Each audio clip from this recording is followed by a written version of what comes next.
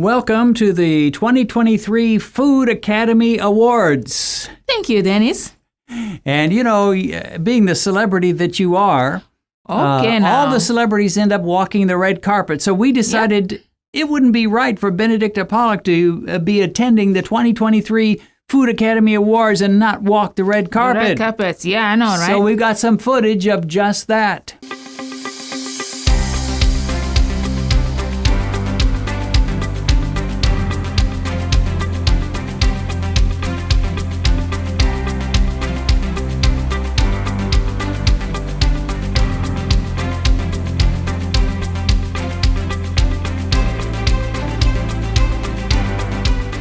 And you know, one other thing that often happens with celebrities is that they get interviewed when they first come into the Academy Awards. Yeah? So here we go. And, you're going to interview me? I'm going to interview you. No. And going to ask you, first of all, how do you feel being at these amazing Academy Awards? I feel great. I feel wonderful. It's an honor and a privilege to be here. We are the privileged ones because not everybody gets Miss Benedicta to attend their event, and here you are in all your radiant beauty. And you know, Academy Awards are all about film stars, but the truth is you are a film star. Did you realize that? No, I didn't realize that. I have done any movie yet? No. You've done two major productions, movies by... 3 major productions. By Beat Diabetes Productions. Oh, okay. They're producing And your two major roles that people just loved you were as Granny and then as Miss Fruity Cutie. Granny and Fruity Cutie. Which was your favorite role? Fruity Cutie. Fruity Cutie. I had a hard time getting you to even be Granny. I bought you a nice gray wig and I left it there for months. Some nice Granny glasses, and it took all the persuasiveness I had to get you to don that uniform and be a Granny. You just didn't go for it too much.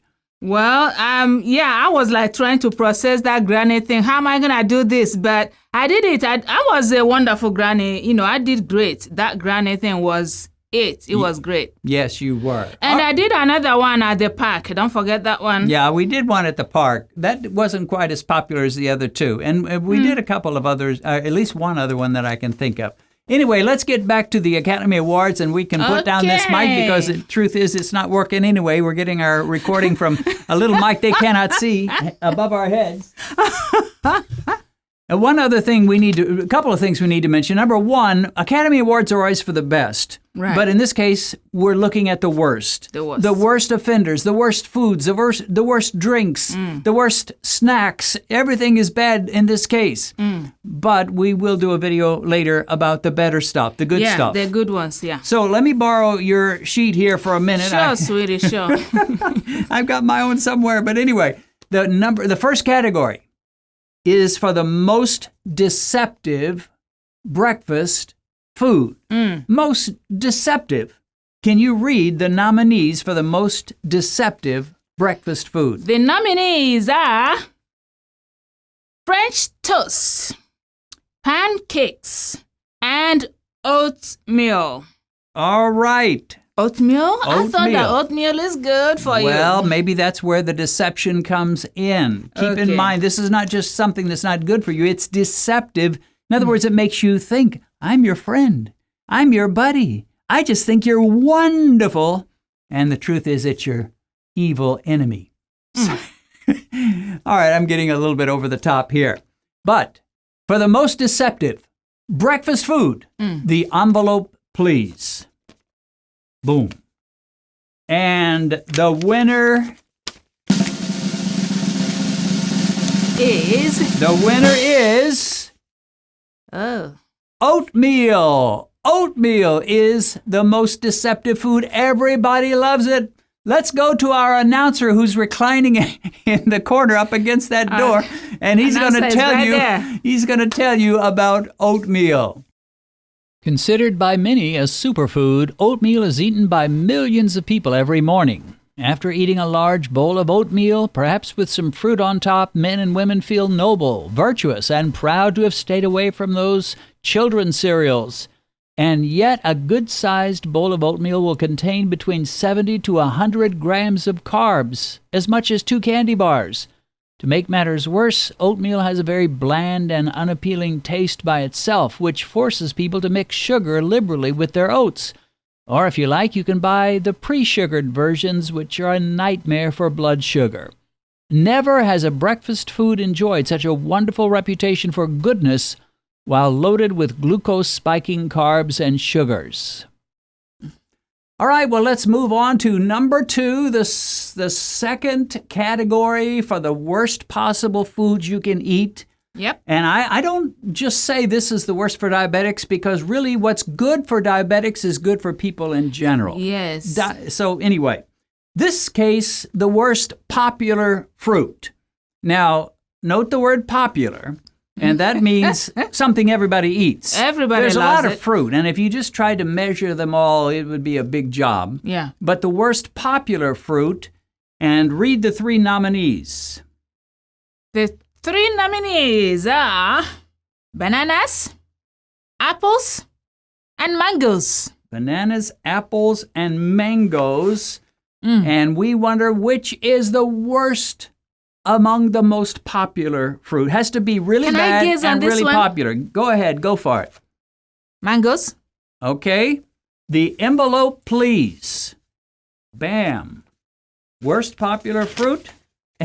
Right? Let me say, this is not scientific. No. I didn't sit there for days and weeks and months doing Studying research everything. and trying to figure it all out. This is a kind of a tongue-in-cheek, but these are all foods Mike the Meter doesn't like very much. I can say that much. I can say that some of these, sometimes I eat them. Am I? Hush your mouth. Okay.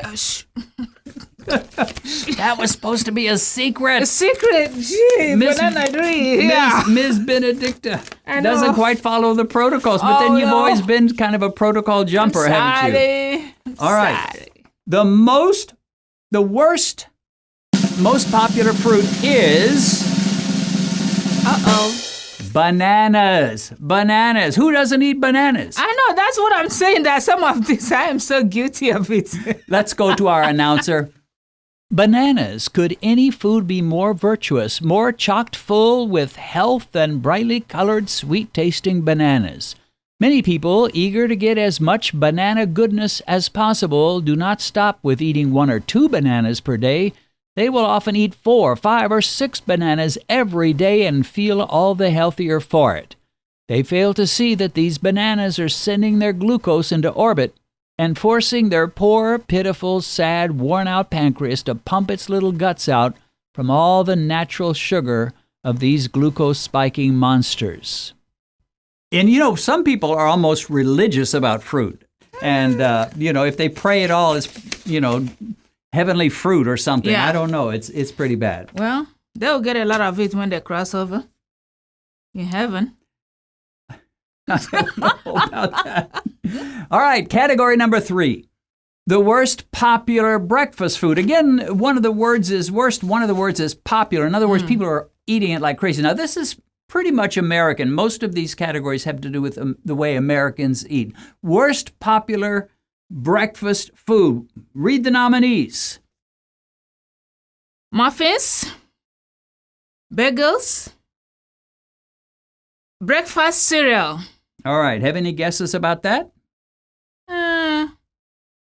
No. Bagel? Okay. Is it bagels? All right. They're all bad. I mean, they're all loaded with carbs, which are going to turn into sugars, and some of them have sugar with them. But the one that is most ubiquitous, widespread, practically every kid, almost every adult eats it several times a week, would be the breakfast.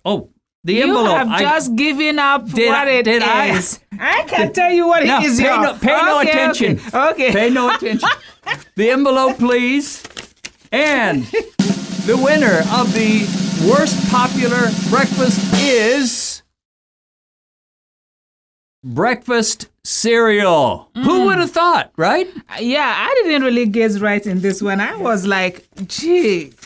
What child does not like breakfast cereal? In fact, many adults just keep right on eating those same breakfast cereals as they ate when they were children throughout their lives.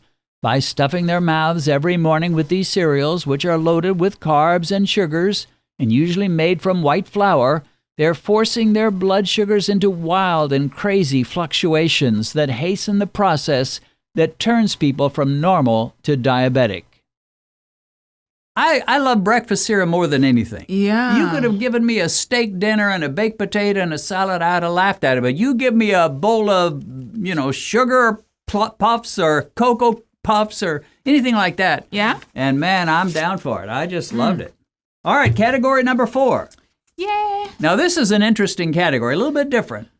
The most inescapable food. I know. It's just hard to get away from. And if you go to, there are some restaurants you go, you almost have no choice but to eat this or eat nothing. I'll be like, can I just stay, 2 or 3 more hours? That one will digest, and then I'll go for more.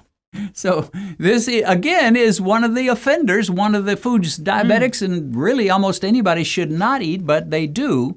But this is the one that's very hard to escape. You've got to be determined to avoid it. So give me the envelope. The envelope, you got to read I have to read the nominees, right? The 3, yeah.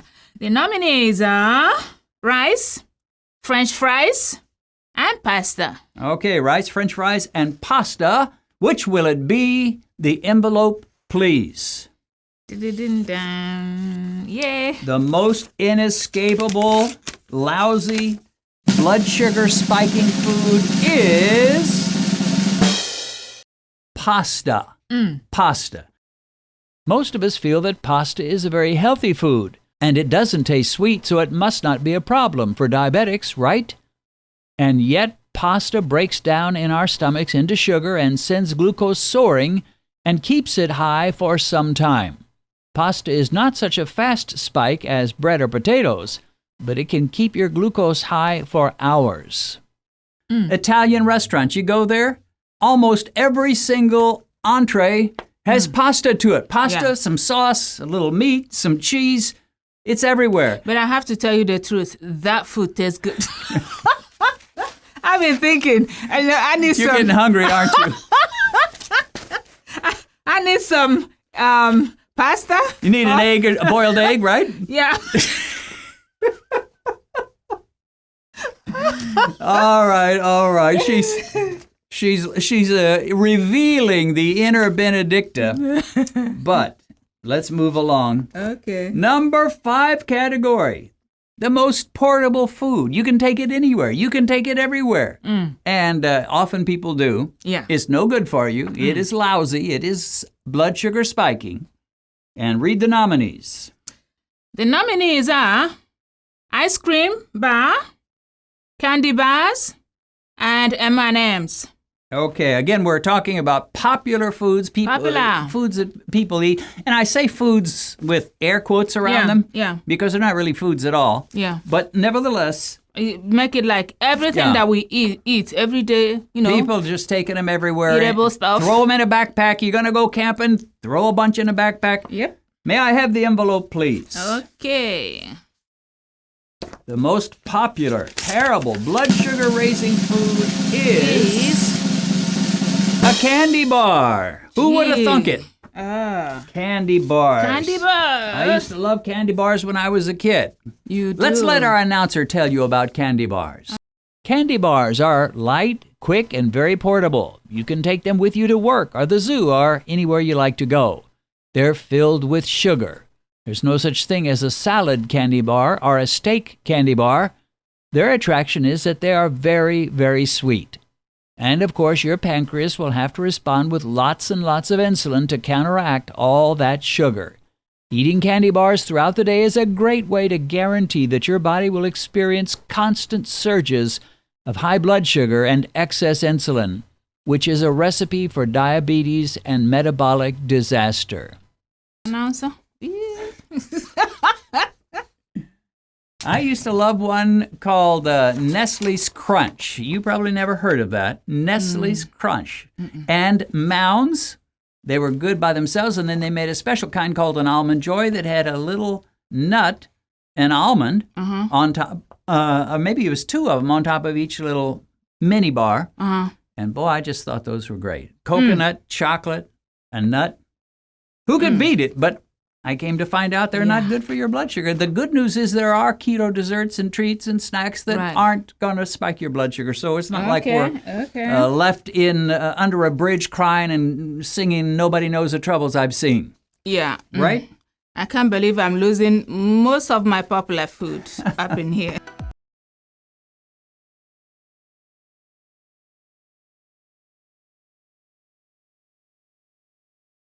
I want you to know that I have another YouTube channel. It's called by my name, Dennis Pollock, and on this channel, my wife Benedicta and I teach the basics of the Bible in a simple, user-friendly fashion.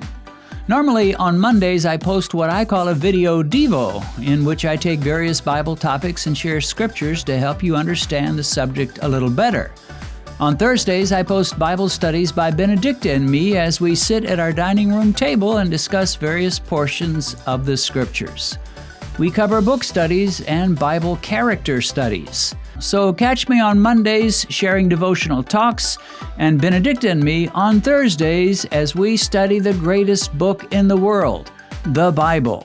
Check in the description to find a link to our Bible teaching channel, which is called by my name, Dennis Pollock.